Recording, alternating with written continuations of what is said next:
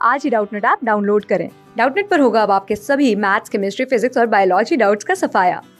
बस अपने क्वेश्चन की फोटो खींचो, उसे क्रॉप करो और तुरंत वीडियो सोल्यूशन पाओ। Download now. नमस्कार, ये हमारा आज का सवाल। आइए इसे हल करते हैं। एक व्यक्ति किसी नदी में धारा के साथ 4 घंटों में 18 किलोमीटर नौका कहता है मतलब चलाता है और 10 घंटों में वापस आता है। निम्नलिखित कथनों पर विचार कीजिए।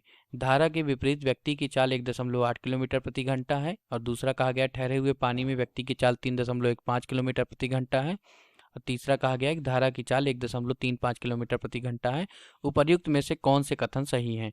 आइए दोस्तों इसे हल करते हैं। अगर दोस्तों कोई नदी इस तरीके से बह रही है इस दिशा में, ये हमारी नदी अगर बह रही है इस दिशा में, ये नदी का पानी है, ये नदी इस दिशा में बह रही है और दोस्तों अगर कोई आदमी यहाँ से चलना शुरू करता है अपनी गति से इस तरफ को, जब इस तरफ को जाएगा तो दोस्तों उसकी जो चाल होगी उसमें जो नदी की चाल होगी मैन यानी कि आदमी धन वाटर जो धारा की चाल होगी वो जुड़ जाएगी। और जब यहाँ इस बिंदु तक वो पहुँच गया अंत तक और यहाँ से 18 किलोमीटर है ये दूरी, 18 किलोमीटर गया, उसके बाद जब वो वापस आने लगा दोस्तों तो वो अपनी गति से तो आना चाहता है लेकिन धारा की गति उसे पीछे धकेलती है, तो वो आते समय विपरीत दिशा में अनुकूल दिशा में m धन w होगा, वापसी में m ऋण w होगा। तो दोस्तों कहा गया है कि 18 किलोमीटर 4 घंटे में जाता है, तो अनुकूल चाल कितनी हो जाएगी? अनुकूल जब जाएगा धारा के तो अनुकूल चाल कितनी हो जाएगी? वो चाल हो जाएगी दूरी बटे समय होता है, तो दूरी कितनी है? 18 किलोमीटर जा रहा है 4 घंटे से, तो 18/4 यानी कि 4.5। ये हो गई चाल अनुकूल वाली। और m धन w हो गई, m धन w हो गई, ये 4.5 हो गई। और दोस्तों जब वापसी आता है तो प्रतिकूल प्रतिकूल चलता है यानी कि विपरीत दिशा में चलता है, तो विपरीत चाल कितनी हो जाएगी?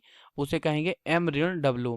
ये हो जाएगी दोस्तों 18 किलोमीटर अब भी लौटता है, जितना गया उतना लौटा, लेकिन अब लेता है, कहा गया है कि 10 घंटे में वापस होता है, तो बटे 10 करेंगे तो यहाँ से 1.8 आ गया m ऋण w का मान। तो दोस्तों ये अगर समीकरण 1 है और इसे कहें कि m ऋण w जो होगा वो समीकरण 2 होगा, ये 1.8 है इसका मान, ये समीकरण 2 होगा। अब दोनों समीकरणों को जोड़ें तो w से w कट जाएगा, समीकरण 1 धन 2 करेंगे तो m जोड़ करके 2m हो जाएगा, 2 मैन बराबर में w कट जाएगा, घट जाएगा, 4.5 और 1.8 जोड़ेंगे तो ये बनेगा दोस्तों 6.3। और 6.3 को जब हम 2 से भाग करेंगे तो मैन की चाल आ जाएगी 2 तिहाई 6, यहाँ बचा 3, 2 एक कम 2, 2 पंचे 10, 3.15 किलोमीटर प्रति घंटा।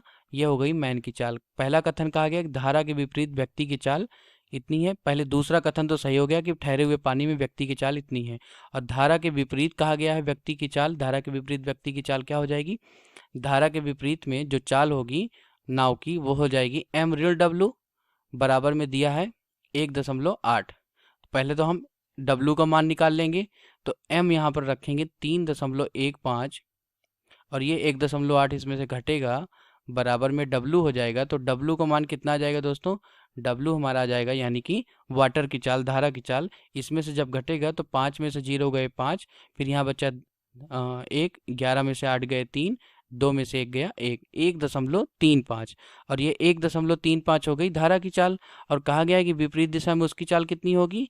तो ये मैन में से 3.15 में से जब हम उसे घटाएंगे m ऋण w तो हमारा 1.8 आया ही था, तो ये पहला कथन भी सही है। लेकिन कहा गया है कि धारा की चाल 1.35 किलोमीटर प्रति घंटा है, तो धारा की चाल हमने निकाला 1.35 किलोमीटर प्रति घंटा आ गई।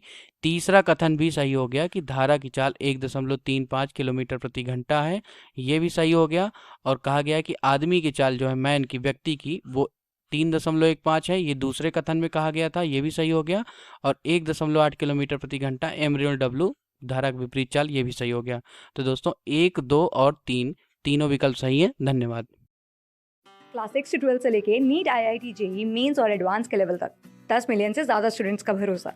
आज ही डाउनलोड करें डाउटनेट ऐप या व्हाट्सएप कीजिए अपने डाउट्स 8400 400 400 पर।